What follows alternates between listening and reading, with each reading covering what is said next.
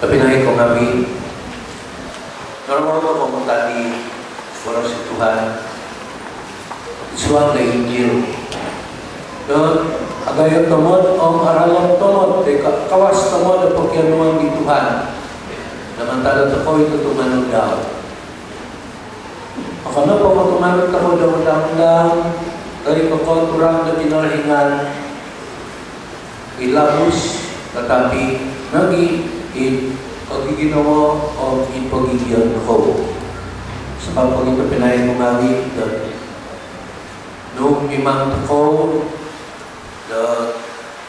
masih sebagai sumunod ko tumagal ni Tuhan, ngayon no, quality, iman ko, imistikman ko kayo, nakuha mo. Akan kenaran, akan ke status, akan ke kedudukan. Aman ko sebagai sebelum tutuman Yesus na ikopiyo, ikogiginawa ko o ipagigyan ko. Saudara-saudari yang dituntut oleh Tuhan daripada setiap kita pengikutnya memang sangat-sangat tinggi. Iman yang berkualiti, inilah yang selalu saya bawa kepada kita semua. Bukan iman kuliti, hanya di luar saja, hanya kulit-kulit saja, tetapi benar-benar yang berkualiti. Dan yang berkualiti itulah yang dimaksudkan Yesus sebentar tadi di dalam pengajarannya. Dan lebih-lebih apabila dia mengatakan, jika hidup keagamaanmu tidak lebih benar daripada hidup keagamaan ahli-ahli Taurat dan orang-orang Farisi, sesungguhnya kamu tidak akan masuk dalam kerajaan surga. Kita tahu saudara-saudari, ahli-ahli Taurat, orang-orang Farisi pada zaman Yesus adalah orang-orang yang dianggap pemimpin-pemimpin agama, orang-orang yang dianggap oleh masyarakat orang-orang Yahudi pada waktu itu sebagai orang-orang yang kudus. Tetapi saudara-saudari, kalau kita rujuk kepada Nabi Yesaya bab 29 ayat 13, di sana firman Tuhan mengatakan, orang-orang ini agama mereka hanya peraturan dan adat manusia yang dihafalkan.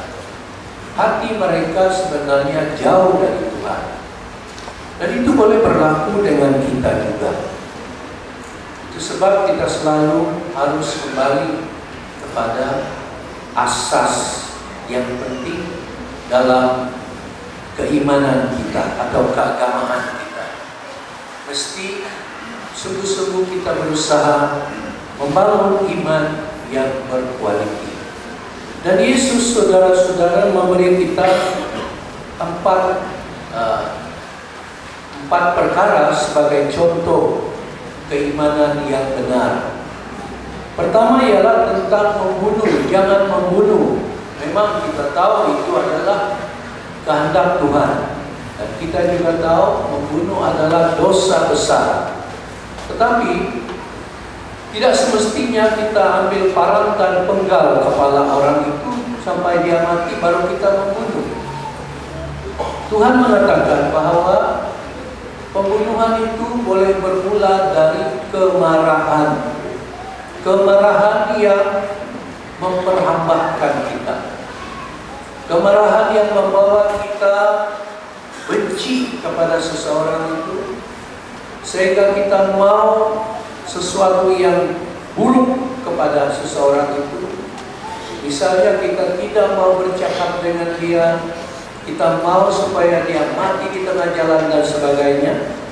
Kemarahan seperti itu yang mau membalas dendam, kemarahan itu saudara-saudara sudah membunuh seseorang itu. Ya, jadi membunuh itu boleh bermula dari sikap kita terhadap seseorang. Tidak semestinya kita ambil parang atau senapan tembak orang itu dia sudah mati, barulah kita membunuh. Kita boleh membunuh seseorang yang masih hidup, masih berjalan-jalan, tetapi sudah kita bunuh dia dari sikap kita, yaitu sikap marah yang tidak terkawal. Saudara-saudari, jangan kita salah paham. Kemarahan memang ada kebaikannya juga, karena kemarahan itu adalah sesuatu pemberian dari Tuhan.